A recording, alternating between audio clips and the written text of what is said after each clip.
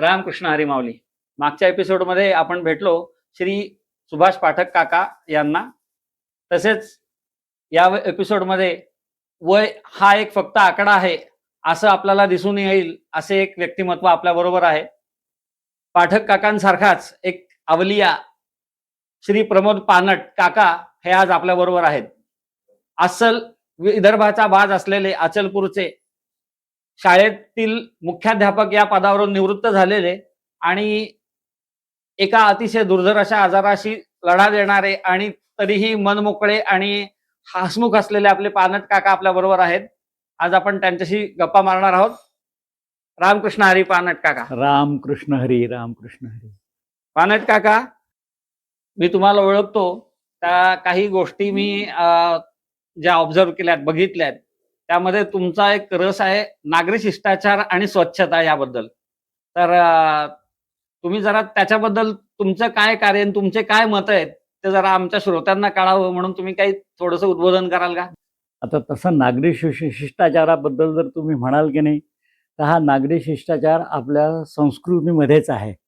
आणि मी जातो संघामध्ये, त्यामुळे संघामध्ये तर ते नागरी शिष्टाचार हा पाळलाच जात असतो. संघामध्ये नागरी शिष्टाचारामध्ये आपल्याला करायचं, माझ्या मतानुसार, आपल्यापेक्षा मोठे किंवा आपल्यापेक्षा लहान त्यांचा मान सन्मान राखणं, त्या दृष्टीने त्यांच्याशी बोलणं, कोणाचा अपमान होणार नाही, हार्श लँग्वेज न वापरणं. यदाकदाचित असा काही प्रसंग आलाही रागाचा, तरी पण आपल्या रागावर नियंत्रण ठेवून त्यांचा फारसा अपमान होणार नाही अशा पद्धतीने वागणं, हा असा नागरी शिष्टाचार आहे असं मला वाटतं. आणि तो आपल्या संस्कृतीमध्ये आहेच, आपल्या भारतीय संस्कृतीमध्ये आहेच तो. आणि लहानपणापासून तसे संस्कार पोरांवर होतच असतात, तसे आमच्यावरही झालेले आहेत. आम्ही सगळ्यांशी मान सन्मानाने वागतो. ज्याचा जो काही मान आहे तो त्याला द्यायचा वगैरे असं. तर हे आम्ही करतच असतो. नागरी शिष्टाचाराबद्दल हे आपली संकल्पना आहे, माझी तरी अशीच आहे. तुम्ही संघाचा उल्लेख आता केलात, तर संघामध्ये जो पंचपरिवर्तनाचे 5 मुद्दे होते त्यामध्ये एक नागरी शिष्टाचार हा एक मुद्दा होता. आणि आपण असं म्हणतोय की भारताला विश्वगुरू बनवायचं असेल तर त्याला काही गोष्टी पाळाव्या लागतील. तर त्यामध्ये हा नागरी शिष्टाचार किंवा स्वच्छता याचा जो तुम्ही आग्रह धरता त्याचा कितपत उपयोग आहे किंवा त्याचा कितपत आपल्याला फायदा होईल? तसं म्हटलं ना, तर स्वच्छता हा एक आपला तुम्हाला विश्वगुरू बनायचं असेल तर त्याच्यासाठी बऱ्याचशा गोष्टी आपल्याला कराव्या लागणार आहेत. त्यातली पहिली गोष्ट म्हणजे, तुम्हाला गुरु जर बनायचं असेल तर इथे राहणारे जे नागरिक आहे त्या नागरिकांनी सरकारला म्हणा किंवा जो कोणता राज्यकर्ता असेल त्या राज्यकर्त्याला नागरी कामामध्ये सहकार्य केलं पाहिजे. हे असं एक माझं मत आहे की सरकार त्याच्याशिवाय पुढे नाही जाऊ शकणार. सरकार त्याच्या लेव्हलवर करून करून किती करणार आहे. आपल्याला सगळ्यांना जागरूकतेने या बाबतीमध्ये, या विषयामध्ये, आपला देश कसा पुढे जाईल या विषयामध्ये प्रत्येकाने त्याला त्याच्या क्षमतेनुसार त्या दृष्टीने त्यांनी सहाय्य केलं पाहिजे. आपला 140, 45, 50 कोटीचा देश आहे. याच्यामध्ये स्वच्छता राखणं हे नुसतं सरकारी लेव्हलवर नाही होऊ शकणार. ते आपल्याला प्रत्येकाला त्याच्यामध्ये थोडंसं सहाय्य करावं लागेल. आणि काही फार मोठी कठीण गोष्ट नाही आहे.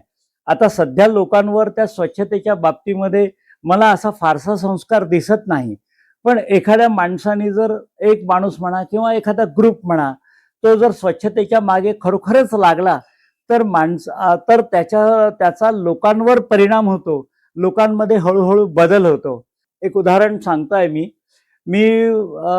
तिकडून त्या नेदरलँड्सवरून येताना एक चिमटा असलेली काडी तिथून आणलेली आहे नेदरलँड्सवरून.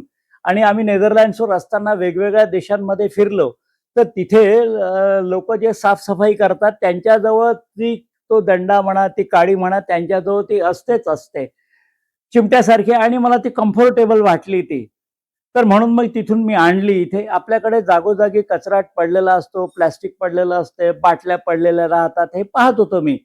तर म्हणून मी म्हटलं की आता आपण आणि लोकांना आपण किती सांगणार आणि किती करणार. म्हटलं आपणच आपल्यातर्फे सुरुवात करून टाका. म्हणून मग मी काय केलं की शाखेमध्ये जात असताना तिथे आम्ही जिथून जातो तिथे काही घरं आहेत तिथे. आणि त्या घराच्या समोर त्या लोकांनी एक डस्टबिन ठेवलेली आहे. त्यांची पर्सनल डस्टबिन असावी असा एक माझा अंदाज आहे. त्या पर्सनल डस्टबिनमध्ये ते कचरा टाकतात. पण ते आता घरची बाई असते, कचरा टाकायला येते, तिला कधी कधी घाई असते, मुलाबाळांचं काही रडणं वगैरे काही असतं, घरी काहीतरी करायचं असते, घाई असते तिला. मग ती कचरा टाकत असताना त्याची फारशी अशी काळजी घेत नाही. ती कचरा तिचा त्या डस्टबिनच्या बाहेर पडतो थोडासा, आणि बाहेर पडल्यानंतर त्याची त्या उचलण्याची कष्ट न घेता ती तशीच आपल्या घरामध्ये निघून जाते, आणि तो कचरा तसाच पडला राहतो. तो डस्टबिन नेणारा जो माणूस आहे तो डस्टबिन उचलून नेतो, कचरा टाकतो, डस्टबिन रिकामी करतो, तिथे ठेवतो, पण तो कचरा तिथेच पडलेला राहतो. तर मग मला तो जाताना माझ्या हातामध्ये ती काठी राहायचीच, शाखेत जाताना, शाखेतून परतता नाही राहायची ती. तर मी त्या चिमट्याने ते सगळं उचलायचं आणि त्या याच्यात टाकायचं, त्या डस्टबिनमध्ये टाकायचं. हे मी बरेच दिवसपर्यंत करत होतो. त्या लेडीजही ते पाहत होत्या की मी हे असं करतो म्हणून. तर त्या लेडीजमध्ये मग काही दिवसानंतर, 10-15 दिवसानंतर मला त्यांच्यामध्ये बदल दिसला, की एक म्हातारासा माणूस आहे, त्याचा काही संबंध नाही आहे आपल्याशी, आणि तो येतो इथे शाखेमध्ये जातो, जाताना तो इथे डस्टबिनच्या बाहेर पडलेला आपल्या घरातला कचरा तो डस्टबिनमध्ये टाकतो. म्हणून त्यांनी थोडीशी काळजी घ्यायला सुरुवात करून दिली, आणि त्याच्या पुढे मग मला त्या डस्टबिनच्या बाहेर असा कचरा पडलेला दिसला नाही. म्हणजे त्याच लोकांनी दक्षता घेऊन तो कचरा बरोबर डस्टबिनमध्ये पडेल अशी दक्षता घेतलेली असावी, असा एक माझा अंदाज आहे. हा माझा अनुभव आहे. आणि असे बरेचसे अनुभव मला या दृष्टीने आलेले, असे बरेच अनुभव आहेत. एक त्यातला त्या अनुभवापैकी एक अनुभव मी तुम्हाला सांगितला. लोकांमध्ये बदल हा होऊ शकतो. जर एक माणूस जर अशा पद्धतीने 4 लोकांमध्ये बदल करू शकतो, तर एखाद्या गटाने जर हे काम करायला सुरुवात करून दिली, तर कितीतरी लोकांमध्ये तो बदल होऊ शकतो.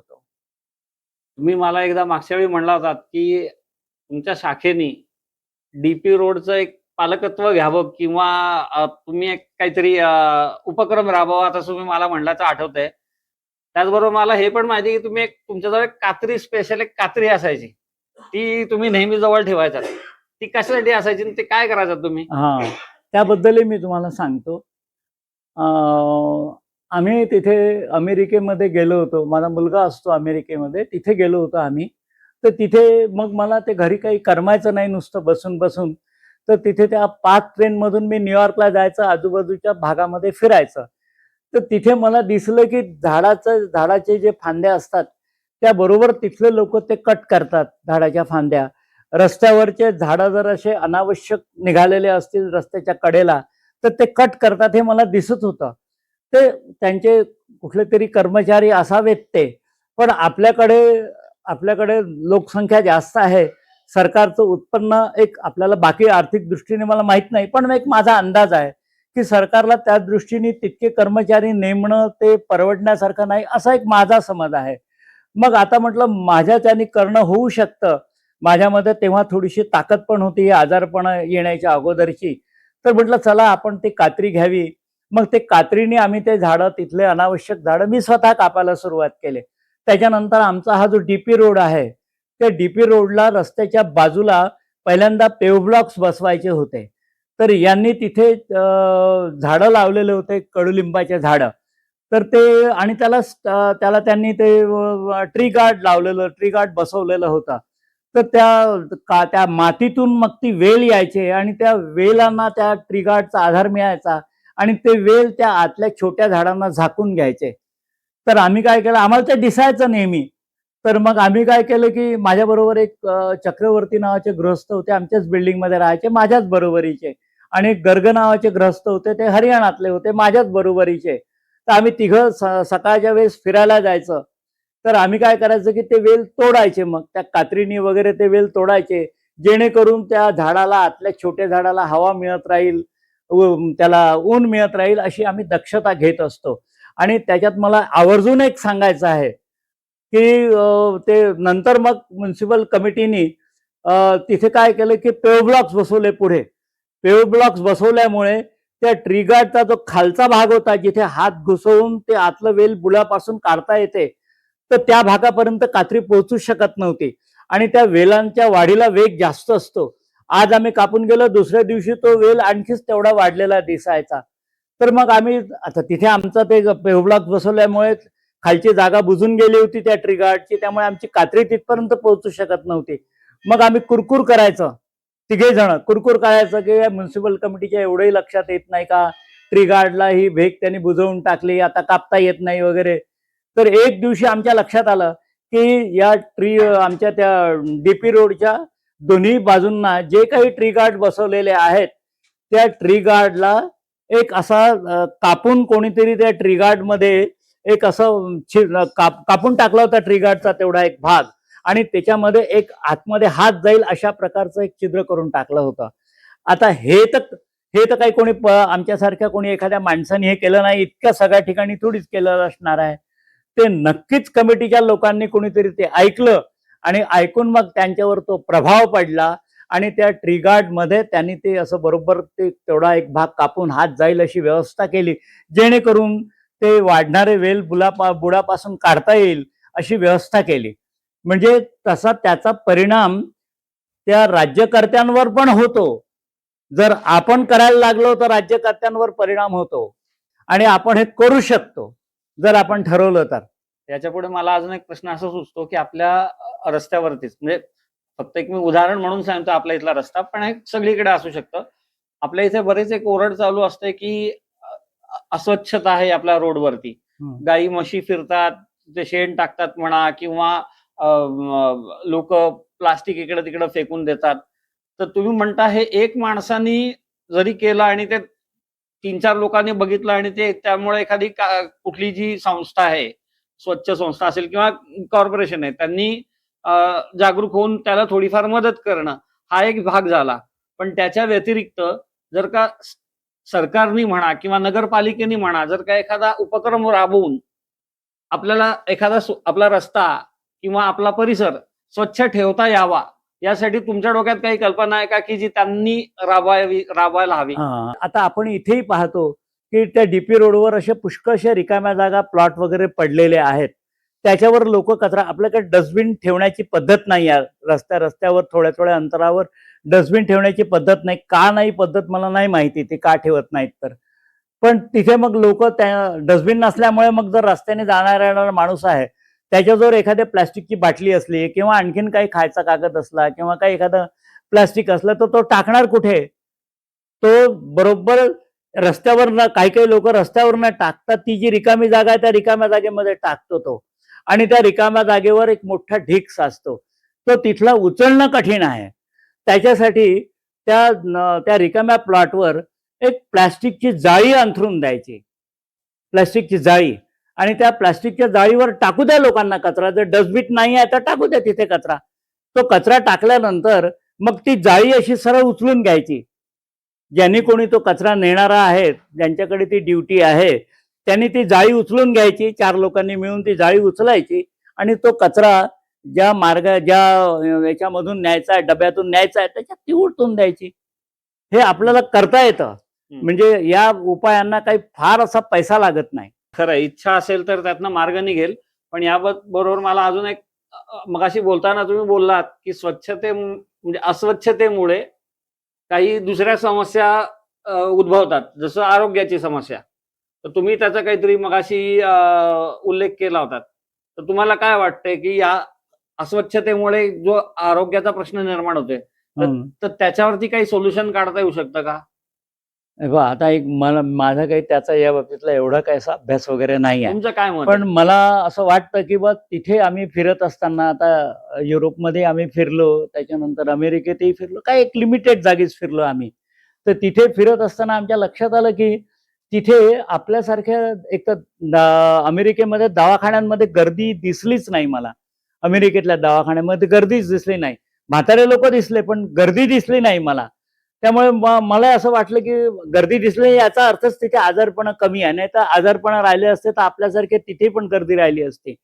औषधाची दुकानं फार कमी प्रमाणात दिसले, आणि नेदरलँड्समध्ये तर मला ते औषधाची दुकानं दिसलेच नाही.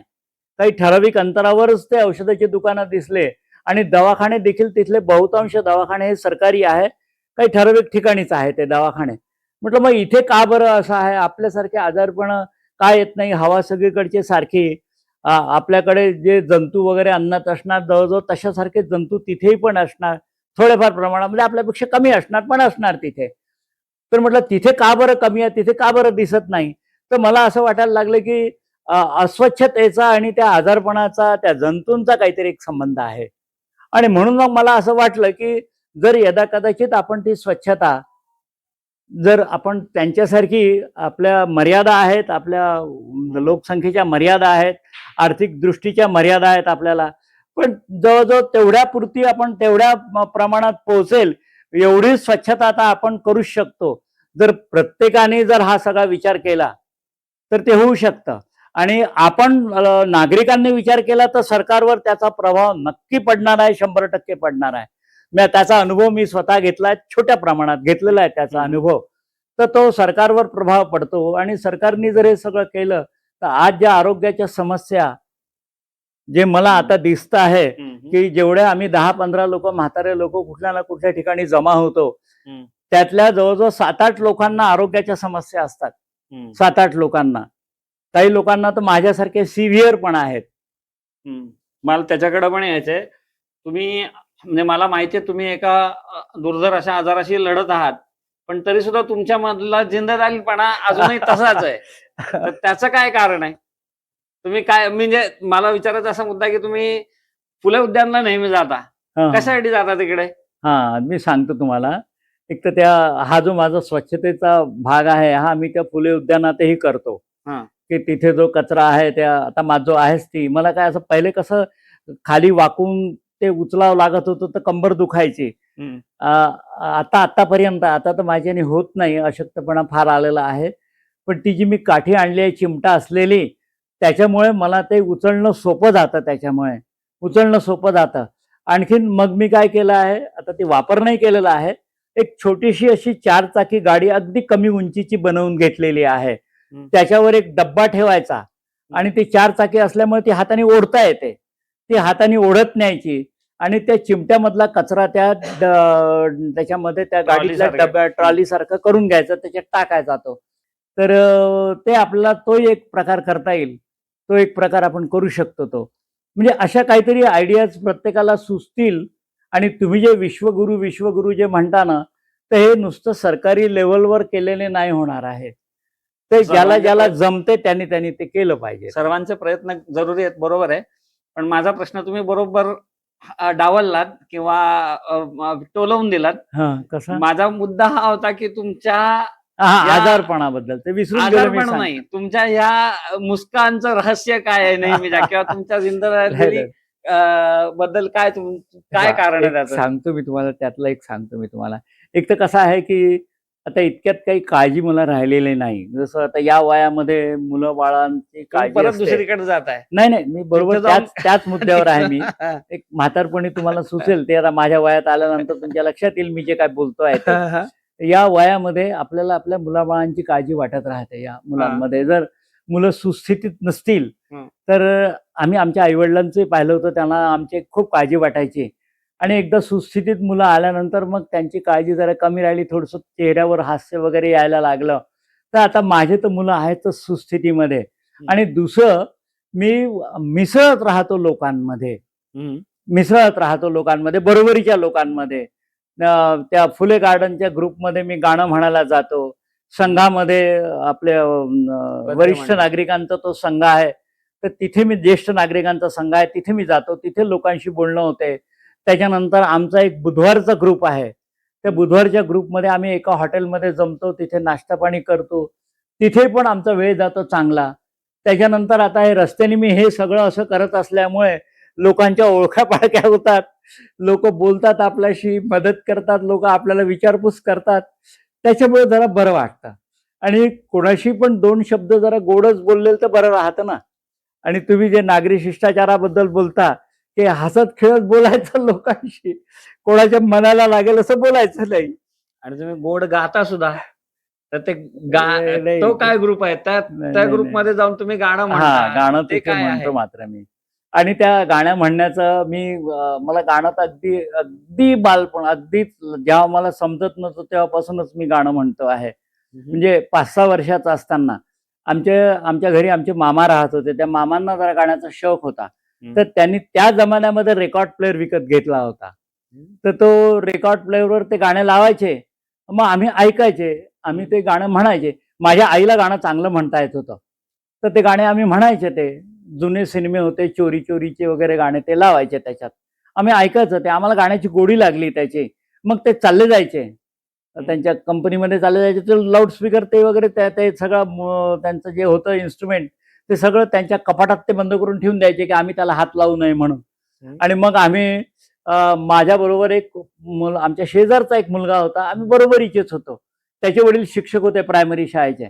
मग आम्ही दोघं जण मग जसं जमेल तशा प्रकारचं गाणं आम्ही दोघं जण म्हणायचे. एक बालक मंदिरापासून म्हणत होतो आम्ही गाणं. त्याच्यानंतर मग आम्ही कॉलेजमध्ये वगैरे आलो. असं सार्वजनिक ठिकाणी कुठं काही म्हटलं नाही, घरीच गुणगुणणं. कॉलेजमध्ये गेल्यानंतर आमची ट्रिप निघायची. तेव्हाचा जमाना असा होता की लोक गाणं म्हणत नव्हते. म्हणजे असं गाणं म्हणणं हे चांगलं लक्षण समजलं जात नव्हतं. तर आईवडिलांचा विरोध होता गाणं म्हणण्याला वगैरे. तर तेव्हा मग आम्ही आता त्यातल्या त्यात थोडासा आवाज, कोणी दुसरे म्हणतच नव्हते, मग मी म्हणायचं तर मग लोक काय म्हणायचे, तूच म्हण रे, तूच म्हण रे. तर अशासारखं मग लोक म्हणायचे, पण तुझा आवाज बरा आहे, तुला म्हणता येते वगैरे सगळं. मग माझ्या लक्षात आलं की मी आता जेव्हा या ग्रुपमध्ये गाणं म्हणायला गेलो त्या बुधवार इथल्या ग्रुपमध्ये, फुले गार्डनच्या ग्रुपमध्ये, माझ्या लक्षात आलं की आपण आतापर्यंत गाणं जे म्हणत होतं ते बरोबरच नव्हतं, ते चुकीचंच होतं. तालासुरात बरोबरच नव्हतं ते. इथे आल्यानंतर थोडीशी सुधारणा झाल्या. आणि असं स्टेजवर वगैरे काही म्हटलं नाही, कॉलेजच्या ट्रिपमध्ये वगैरे आपण गाणं म्हणू त्यासारखंच म्हटलेलं गाणं होतं. त्याच्यानंतर मग आमच्या लेक्चरर लोकांनी वगैरे ऐकलेलं होतं ते गाणं. मग ते कॉलेजच्या गॅदरिंगमध्ये वगैरे, कॉलेजच्या गॅदरिंगमध्ये ते नोटीस लागली की ज्याला कोणाला गाणं म्हणायचं असेल त्याने म्हणायचं. मी काही गाणं शिकलेलं नाही, मग मी काही त्याचं नाव दिलं नाही. तर मग त्यांनी काय म्हटलं, त्या लेक्चरर लोकांनी वेळेवर जे आमच्यासोबत यायचे ते म्हणायचे, अरे म्हणणार आहे म्हणे, तू का नाही नाव दिलं, तू म्हणणं, तू म्हणणं. मी म्हंटल तुम्ही एखादं गाणं म्हणूनच दाखवा आता. राजेंद्र कुमार आणखीन साधनावर पिक्चराइज झालेलं गाणं आहे ते. मी म्हणतो, प्रयत्न करतो आहे. चालेल चालेल. ए नरगिसे मस्ताना बस इतनी शिकायत है, बस इतनी शिकायत है, समझा हमें बेगाना, बस इतनी शिकायत है, बस इतनी शिकायत है, ए नरगिसे मस्ताना. क्या बात आहे, क्या बात आहे. कोण म्हणाल की हा माणसाला एखाद्या कुठल्या दुर्धर अशा आजारांनी ग्रासलेलं आहे. काका, खरंच तुम्ही खूप छान गाणं म्हणलं. आणि आपण आता शेवटाकडे येताना मला फक्त एक प्रश्न विचारायचा आहे की जो तुमचा मूळ आपला कार्याचा मूळ गाभा आहे, स्वच्छता आणि आरोग्य, तर ह्याच्याबद्दल म्हणा किंवा एकंदरीत तुम्ही शाळेमध्ये अध्यापन केलेलं आहे, तर त्या दृष्टीने तरुणांसाठी किंवा मुलांसाठी तुम्हाला आपल्या भारताला पुढे जाण्यासाठी एक उत्कर्ष साधण्यासाठी काही तुमच्याकडनं काही निरोप आहे का किंवा संदेश देऊ शकता का तुम्ही? आणि मी आता अगोदरच्या बोलण्यामध्ये तुम्ही लक्ष दिलं तर तुमच्या लक्षात आलेलं असावं की इथल्या प्रत्येक नागरिकाने आपण जी सेवा देऊ, जिथे कुठे आपण सेवा करत असू, ती सेवा आपण अगदी काळजीपूर्वक आणि मनपूर्वक करणं हा पहिला मार्ग आहे हा. आणि दुसरा मार्ग, त्याच्यानंतर जो आपल्याला मोकळा वेळ मिळेल, त्या मोकळ्या वेळामध्ये मी जे सांगितलं तुम्हाला स्वच्छतेच्या बाबतीत वगैरे असं, किंवा आणखीन दुसऱ्या कुठल्या बाबतीमध्ये की ज्याचा समाजाला, सरकारला उपयोग होईल, अशा उपक्रमामध्ये सहभागी राहून ते करणं, याच्या हाच मला असं वाटतं की सगळ्यांनी हे करावं, असं एक मला असं वाटतं. असं खूप छान. तुम्ही आमच्या YouTube चॅनलला वेळ दिल्याबद्दल खरंच धन्यवाद. आणि तुम्हाला निरोगी आणि असंच हसत खेळत आयुष्य पुढचं पुन्हा लाभो, हीच परमेश्वराची आणि प्रार्थना. रामकृष्ण हरी. रामकृष्ण हरी.